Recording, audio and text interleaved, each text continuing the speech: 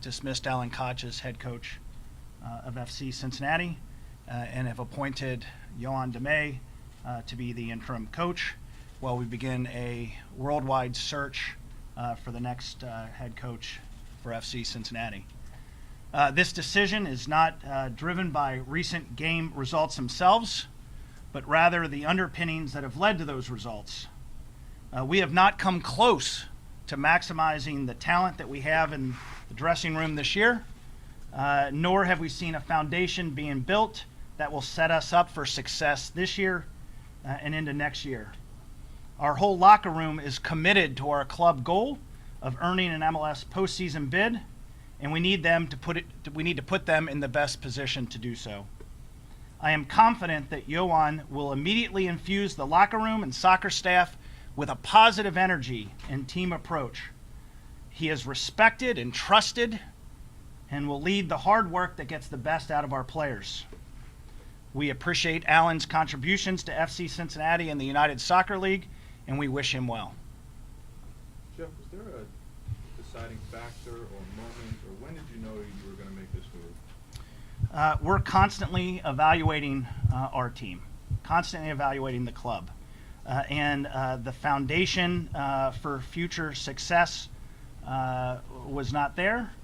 And the culture that we think is necessary that leads to success, as a result, we decided that now was the time to make the change.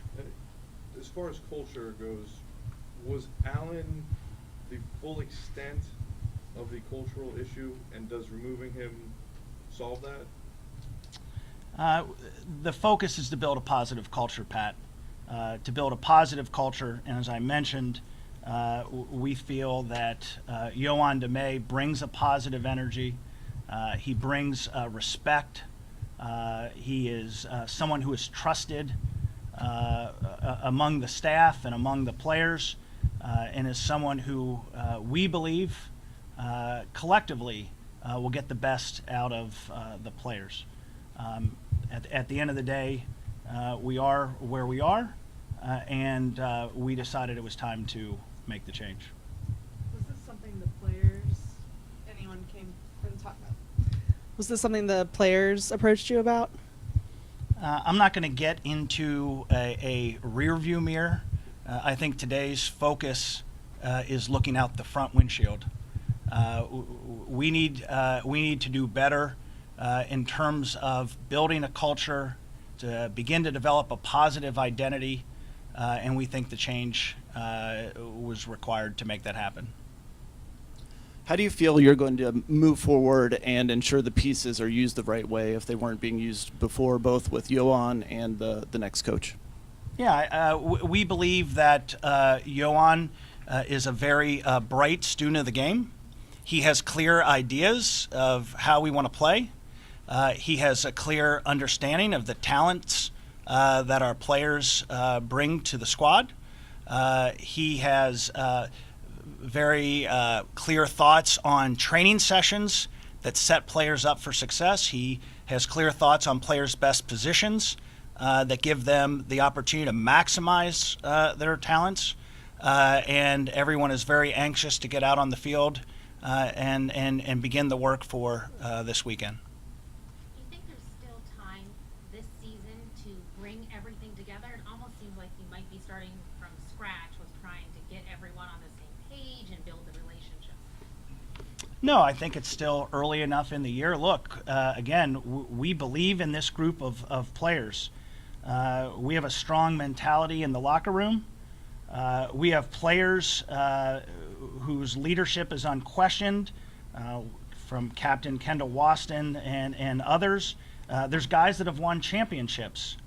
This is a quality group, and we have plenty of time to build on those talents and to build on that mentality and to get results.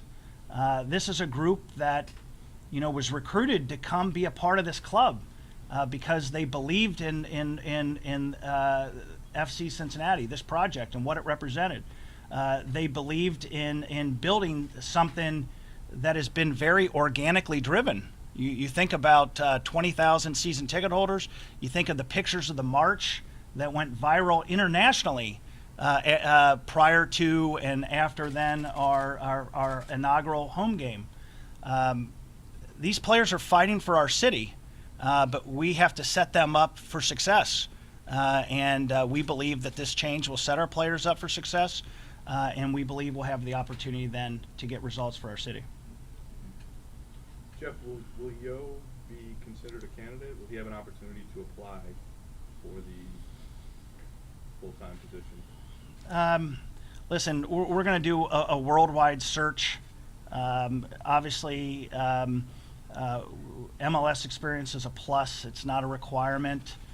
Certainly in Alan's case, we had someone who had been successful here previously, and we felt he had earned an opportunity to advance with the team. Promoting from within, I think, is a good thing. It didn't work out how we hoped. With the discussion we've had with Yohan to date has been to build that culture, to bring that positive energy, to begin to develop the identity that maximizes our players while we go through a worldwide search. So I think you and I could probably both agree that people have questions about the timeline. You know, if the firing coming 11 games into the season, what kind of footing was Alan on to start the year? And I guess what was happening all along? Do you think that? I mean, why bring him back if 11 games was all he was going to get? I think. Well, I'll repeat part of what I just said. Look, we believed Alan earned the opportunity. We had beaten MLS teams in Open Cup competitions. We won the USL regular season championship last year in record-setting format, and we felt that he had earned the opportunity. And we worked closely together over the course of the last year to develop the roster in advance of this year. I had every expectation he was going to be successful. This was never anything that was in my mind. To your point, when you asked about when starting the season, this was never anything that was contemplated. And I was very confident that we would be successful. And I want to stress, I didn't define success by results. I talked about success in terms of culture. I talked about success in terms of building a foundation, to develop an identity. I think when you have those things, success comes.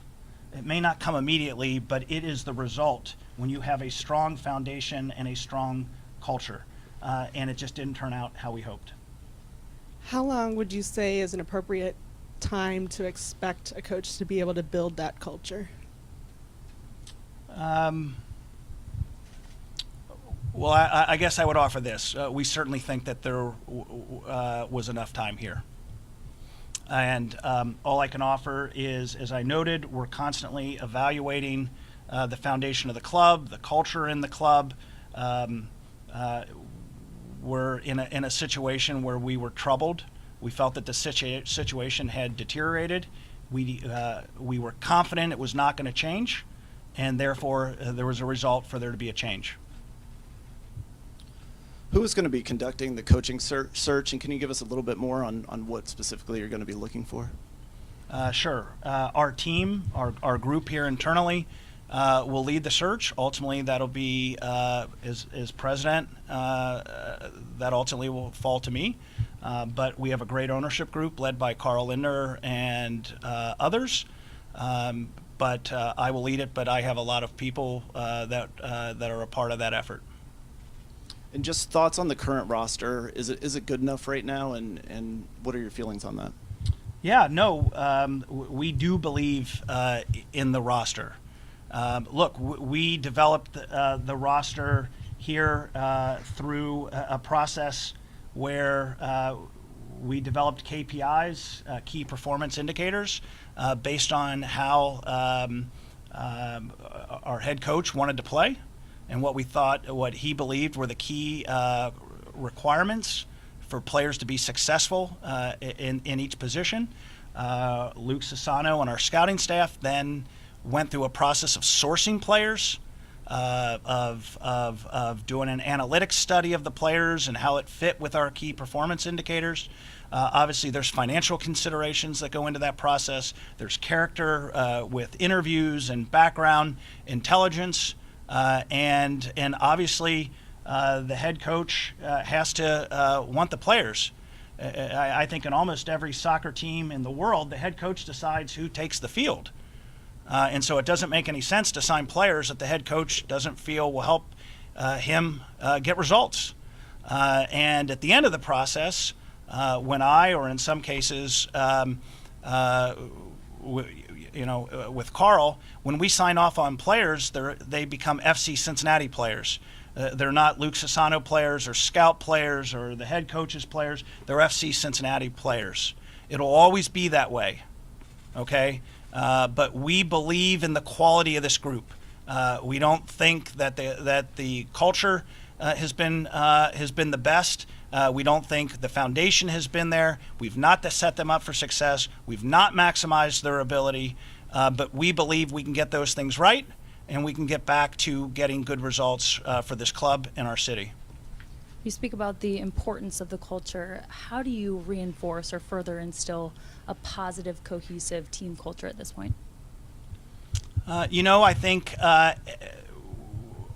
anyone in the workplace, whether it's here in the front office or you in your newsrooms or players in a locker room, there's certain criteria that we look for, right? I mean, you want a level of honesty, you want a level of trust, you want a mutual respect, you want hard work to be rewarded, you want there to be accountability for hard work.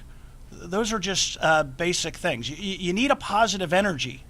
You need a positive energy, and those are things that we feel confident that Yohan DeMay, with the full support of the staff and the support of our players, is going to get back to.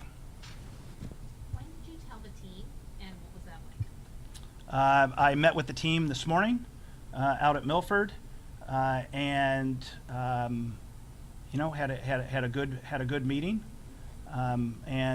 Listen, I think people there's a fresh start. Again, as I said, let's look through the front windshield. We don't need to look through the rearview mirror. The number one responsibility of the leader is culture, is work environment, and we're going to get that right. Jeff, to follow up on the question about how long it takes to build a culture, it's been a kind of unique situation here with head coaches at FC Cincinnati with the turnover between John and now Alan in a short period of time. How do you assure candidates that you'll be looking for, guys that you want to bring in here, that they'll have the time they need to make it work despite the track record of two coaches being gone in a short period of time? Well, listen, we have high standards, and we do place a premium on culture. Let's be honest, the success story of this club has been driven based on successful culture. When you have this organic movement, 20,000 season ticket holders, brilliant business partners, the training facility, the Mercy Health training facility that we're building, that'll be second to none in the league, an unbelievable new stadium that's starting to come out of the ground in the West End, 26,000 seats. That only can happen through having a strong culture. That has been the case certainly in the front office. It's been the case with our supporter culture. Unfortunately, at times it hasn't been the case on the soccer side. We are going to take our time here to get the search right. We're going to make sure that we have a head coach coming in who is a big-time, proven leader, not only with results, but also with culture. Jeff, you said that the new head coach will have to get the culture right. So I know you say you want to look forward, but backtracking, where did Alan, I guess, in these first 11 games get the culture wrong? Because it seemed like building off USL success, obviously that's a different league, being Coach of the Year, really dream start to this season, and then in the past 8-9 games, the culture changed. Where did that go wrong? Yeah, no, it's a fair question. I'm not going to go into details. I'm just going to offer. When you're in a work environment and the culture's great, you know it. And when you're in a work environment that's not, you know that too. And we are constantly evaluating. We're constantly trying to coach and try to improve and try to have continual improvement. And that comes with a level of self-awareness that starts with me and certainly everyone throughout the organization. But there's no question that we've made this determination that it was not going to change on its own. It was only going to change through the change we've made today. Did you have conversations with Alan regarding culture before you decided to fire him? Did you guys sit down and talk, say something maybe needs to change, or was this just a final decision? Alan and I talked on a regular basis. Did you feel that there was a clear division that developed between Alan and the players, and if so, how far did that go back? As I said, we're constantly evaluating environment. We're constantly evaluating where we are in terms of building the foundation. I've said here, we believe in our players. We think we have a long way to go before we've maximized the talents in the locker room. And I know that the players believe in each other, and they are going to rally together with this fresh start, to show that we have a ways to go before we've maximized the talent in the group. Jeff, you just said you're obviously a self-aware person. I know you to be a very self-critical person. Do you what culpability, if any, do you feel that you bear as the GM in the situation? Well, look, I take full responsibility.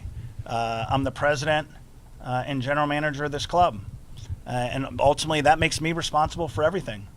And so I'll just share. Every single day, we're thinking of how I can do better, how the president can do better, how the GM can do better. I'm very aware, and ultimately I do bear responsibility. But I am convinced that the change of the head coach was necessary, as I've said, to build a strong culture and a foundation within that locker room that get the best out of our players and get results for this club and our city. That doesn't mean that I won't be doing some things differently as well. This is the change we're here to talk about today. What does this mean for the current assistant coaches? Yeah, our assistant coaches, let me say, they have, like our players do, they have confidence in Yohan. He is a student of the game.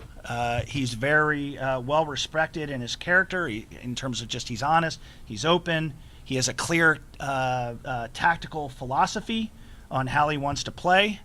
He has a clear plan for training sessions that will maximize our player development. He's respected by our staff, and he's been at FC Cincinnati here for a number of years, and so he's very familiar with the culture of the club.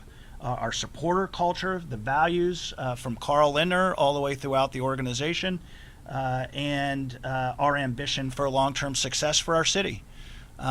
So the other assistant coaches have rallied around Yohan. They understand that this is a fresh start. Certainly going forward, our assistants, as we hire a new coach, they will have the opportunity to work together with the new coach and an opportunity to prove why we believe in them. Do you have a message to the fans from today? I think our message is that, again, we have high ambition for this city. There is nothing that matters to me more than winning trophies for this city. We are a championship city. All of us who live here, who love Cincinnati, know that this is a great city. And I am committed to having FC Cincinnati take that challenge and seize that mantle to show the rest of the world this is a global game. What a great city this is. And in sports, you win trophies, and people respect that as a winning city, a championship city. I have friends in Cleveland, and I know they all view themselves differently after LeBron helped them win an NBA championship. And I am committed, with nothing else more important than winning a championship for this city. Jeff, With the coaching search and wanting to get it right, how long are you willing to let this go and play out? Could it be something that happens in the off season even? And do you already have maybe some people in the back of your mind you'd like to pursue? Thank you, George. I want to be clear, we don't have a list. We did not anticipate today, and so we're starting from scratch there. As I said, we're going to get it right, that by far is the most important piece here, much more so than timing. I mentioned we believe in Yohan, so we think that the team is in good hands right now. And we're going to go out and find someone who can take this club to the next level. Jeff, do you have any leads on the personnel side with the transfer window closing tomorrow? As I said earlier, we believe in this group of players. We do not believe that they have been maximized. Certainly, I think every player, they're pros. They understand that we always want to get better. And they accept, as I've said before, for players, the challenge is not to be the best player out there. The challenge is to be better today than you were yesterday. And if you buy into that philosophy as a group, we will have a successful team. So I say that. Of course, we're always evaluating opportunities. People present opportunities to us. We obviously will have a Gold Cup window coming up where we might lose several players. We're certainly mindful of that, some of our very good players. And so we certainly take that into account. But we have nothing, if you will, sort of on the precipice in terms of adding players today. We'll do 2 more questions. Jeff, how would you characterize your conversation with Alan and his reaction? It was a short conversation, and never easy. But this is a part of the business. Any last questions? How much did losing your best offensive player, Adi, for the most of the start of the season affect how the team was able to perform?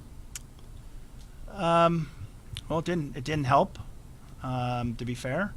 But I want to stress today's announcement is not about results on the field. Thanks, everyone. Thank you.